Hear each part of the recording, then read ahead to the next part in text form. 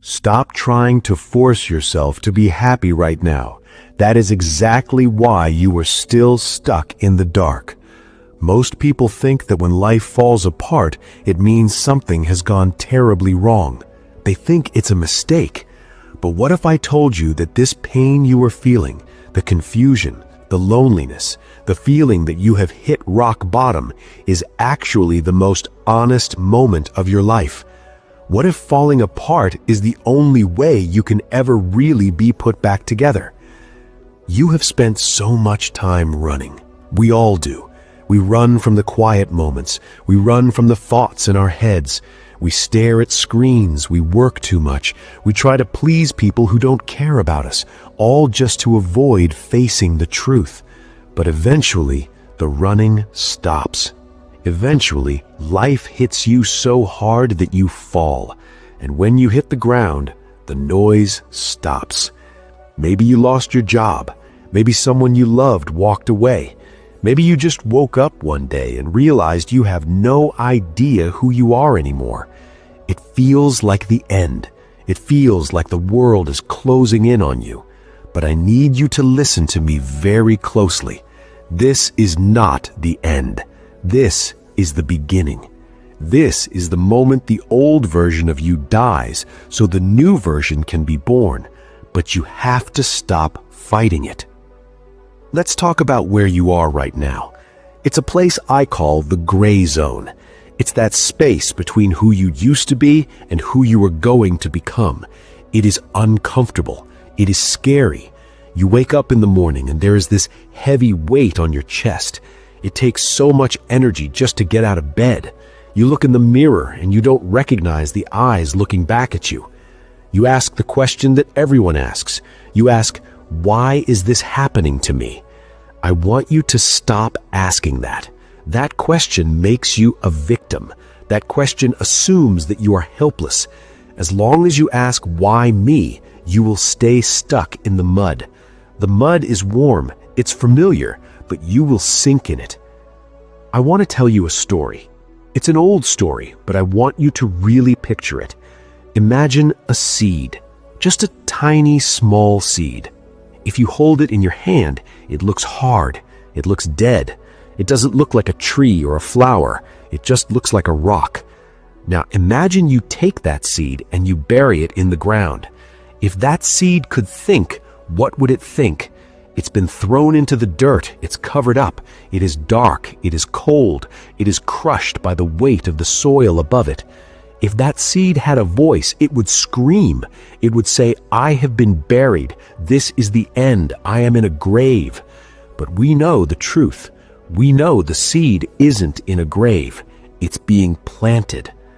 But here is the hard part, the part nobody likes to talk about. For the seed to grow, the shell has to break.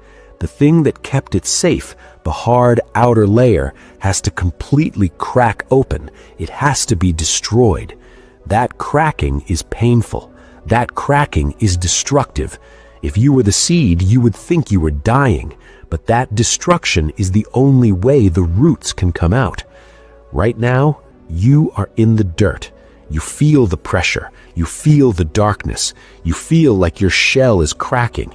You feel exposed and raw, and you are interpreting this as bad times. You are calling it a disaster, but nature calls it growth. You cannot have the tree without the dirt. You cannot have the strength without the struggle. I know it is hard to hear this when you are hurting, when the bills are piling up, or when your heart is broken. You don't want to hear about seeds. You want the pain to stop. I get that. So let's talk about how to actually move through this, not around it, through it. The first thing you have to do is surrender. I don't mean give up. Giving up is lying down and letting life beat you. Surrender is different. Surrender means you stop fighting the reality of the situation. You spend so much mental energy wishing things were different. You replay the past in your head. If only I had said this. If only I hadn't done that. If only they hadn't left. You are arguing with reality, and you will lose that argument 100% of the time. Surrender means looking at the mess of your life, taking a deep breath and saying, okay, this is where I am. This is what happened. It hurts, it sucks, but it is real. When you accept where you are, you get your power back. As long as you are in denial, you are powerless. Once you accept it, you can start to move. Think about a man lost in the woods. If he panics and runs in circles screaming, "I shouldn't be lost," he will die out there. But the moment he stops, looks around and says, "Okay, I am lost. Now where is north?" that is the moment he starts saving himself. You need to find your north. But be careful. When you are in the bad times, your brain will lie to you. Your brain is designed to keep you safe, not happy. When you are hurt, your brain says, stay inside, don't trust anyone, don't try anything new, it's too dangerous. It creates a cage of fear. You have to step out of that cage. I want to tell you about the concept of the winter season. In life, just like in nature, there are seasons. We love the summer. We love it when the sun is shining, money is flowing, relationships are easy, and we feel great. We think life should always be summer. But that is not how the world works. Trees lose their leaves, the ground freezes, the animals go into hiding, winter comes. Currently, you are in a winter season of your life, and the mistake you are making is trying to wear a swimsuit in the snow. You are trying to act like it's summer when it's not. What do you do in winter?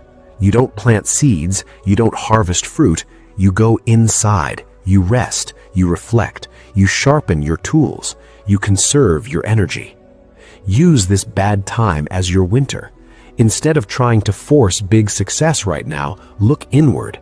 Who are you? What do you actually value? When everything is going well, we are distracted. We are busy having fun. We don't ask the deep questions. But when things go wrong, the distractions disappear. It's just you and your thoughts. Use this time. Read the books you never had time for. Write down your thoughts. Fix your health. If you lost your job, maybe it's time to learn that skill you were always too tired to learn. If you lost a relationship, maybe it's time to learn how to love yourself so you don't need someone else to make you feel whole. The bad times are not a punishment. They are a classroom, and the lesson is you.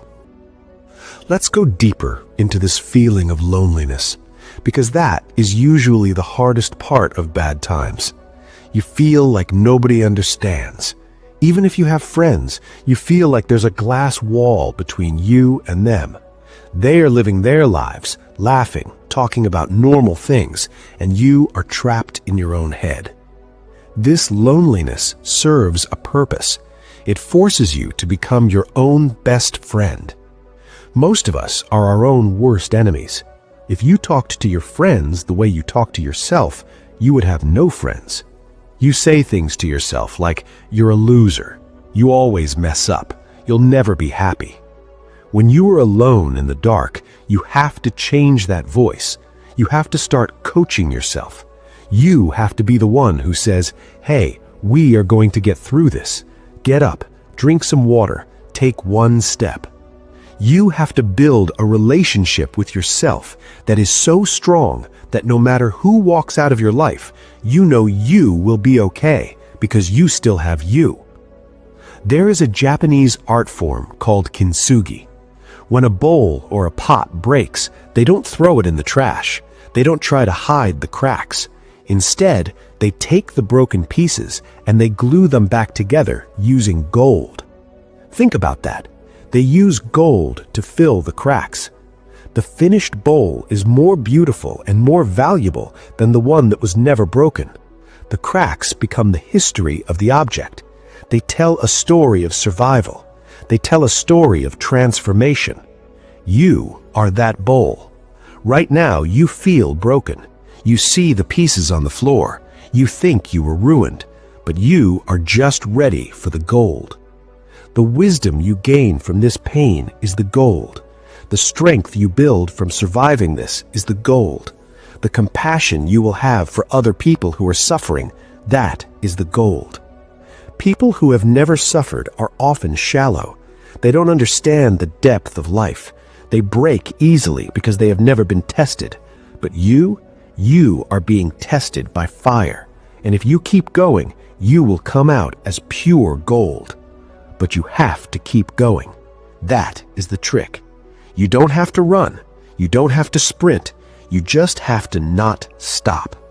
There's a saying, if you are going through hell, keep going.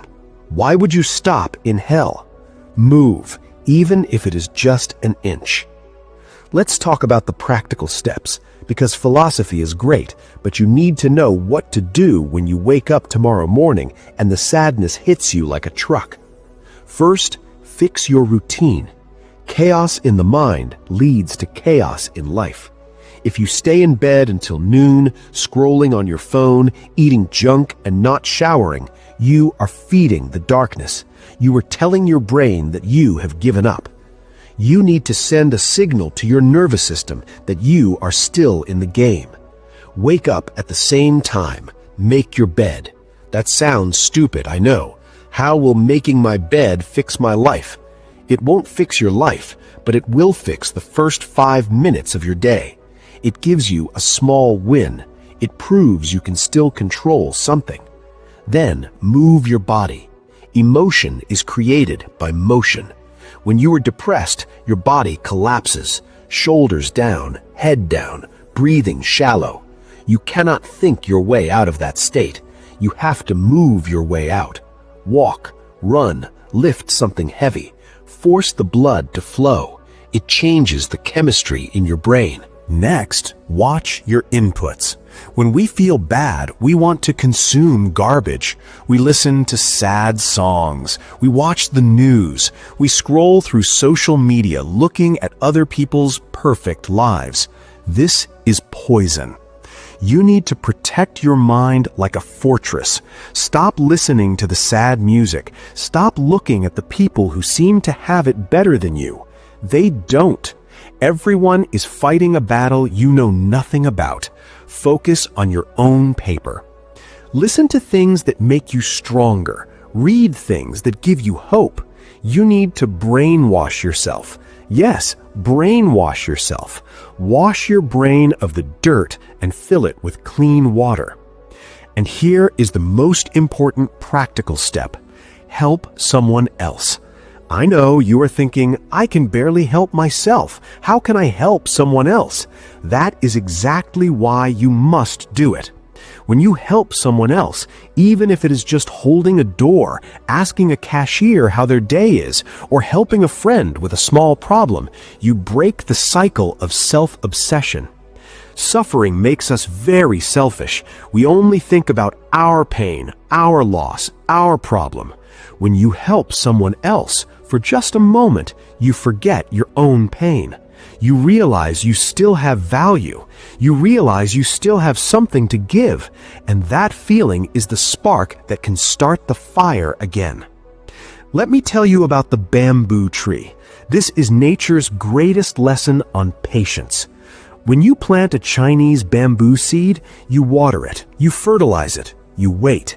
An entire year goes by. Nothing happens. No shoot, no leaf, nothing, just dirt. You water it for a second year. Still nothing. A third year. Nothing. Most people would quit. They would stop watering. They would say, this seed is dead. I'm wasting my time. But the person who knows the truth keeps watering. Fourth year. Nothing. Then, in the fifth year, something miraculous happens. A tiny sprout breaks through the earth, and then, in just 6 weeks, that bamboo tree grows 90 feet tall. 90 feet in 6 weeks. Now, here's the question. Did the tree grow 90 feet in 6 weeks, or did it take 5 years? It took 5 years. Because for those 4 years where you saw nothing, the tree was growing underground. It was building a massive, complex root system. It was spreading out deep and wide. It was preparing itself to hold the weight of 90 feet. If it had shot up in the first year without those roots, the first wind that came along would have blown it over. It would have died. You are in the root building phase. You look at your life and you see no results. You are working on yourself. You are trying to heal, but the money isn't there yet. The love isn't there yet. The happiness isn't there yet. And you want to quit. You think nothing is happening. But you are growing roots. You are building character. You are building resilience. You are building a foundation that is so strong that when your success finally comes, and it will come, you will be able to handle it. You won't be blown over. Do not dig up the seed just to check if it's growing. Trust the process. I want you to think back to 5 years ago. Can you remember a problem you had 5 years ago that kept you awake at night? Something you thought was the end of the world? You probably can't even remember it. Or if you do, it seems small now. You got through it. You survived it. You adapted. One day, 5 years from now, you will look back at this moment. You will look back at the time you thought you were drowning, and you will be sitting in a new life, a better life, and you will say, that was the moment that made me. You will be thankful for the struggle. I know that sounds crazy right now. You hate the struggle, but you will be thankful for it because it forced you to move. Comfort is the enemy of greatness. If you were happy and comfortable, you would never change. You would stay the same forever, and staying the same is a tragedy. Life loves you too much to let you stay the same, so it breaks you. It shatters your plans, so you have to make better ones. It removes people from your life who are holding you back, even if you love them, so you can make space for people who align with your future. It burns down your ego so you can find your soul. There is a clear path out of this, but it requires you to be brave. It requires the bravery to wake up tomorrow and do it again, to brush your teeth again, to eat healthy again, to work on your dream again, even when you don't feel like it, especially when you don't feel like it. Feelings are not facts. Your feelings will tell you it's hopeless. That is a lie. Your feelings change with the weather, with your sleep, with your food. Do not build your life on feelings. Build it on principles. The principle is this: nothing lasts forever. Not the good times, and definitely not the bad times. This too shall pass. The only thing that matters is who you are when the storm passes. Will you be bitter? Will you be angry at the world? Will you be the victim who tells everyone a sad story about how life was unfair? Or will you be the warrior? The one who has scars, yes, but the one who is standing tall. The one who says, I didn't choose the darkness, but I chose how to walk through it. You have a choice to make today, not tomorrow, today. You can continue to lay in the dark and feel sorry for yourself. You can continue to replay the old movies in your head. Or you can stand up. You can shake off the dust. You can look at the wreckage of your life and say, okay, I will rebuild, and I will build it better this time. It will be slow. It will be hard. There will be days where you take 2 steps forward and 1 step back. That is okay. That is the dance of life. Just don't stop moving. Remember, the arrow has to be pulled back to shoot forward. The deeper life pulls you back, the further you are going to fly. You are just being aimed. Don't look at the successful people you admire and think they have it easy. Every single person you look up to has been through their own version of hell. They have faced bankruptcy, divorce, depression, loss, failure. They are not special. They just didn't quit. That is the only difference between a winner and a loser. The loser quits when it hurts. The winner hurts and keeps going. You are stronger than you think. You have survived 100% of your bad days. You are a survivor. It is in your DNA. Your ancestors survived wars, famine, disease, and disasters just so you could be here today. You have the blood of survivors running through your veins. Don't let a bad year or a bad month or a bad breakup make you forget who you are. You are not your trauma. You are not your bank account. You are not your job title. You are the infinite potential that is waiting to be unlocked, but the lock is rusted. It needs force to break open. This pain is the force. So let it hurt. Cry if you have to, scream if you have to, but then wash your face, stand up, and get back to work. The world is waiting for the version of you that comes out of this fire. Do not deprive us of that person. You have work to do.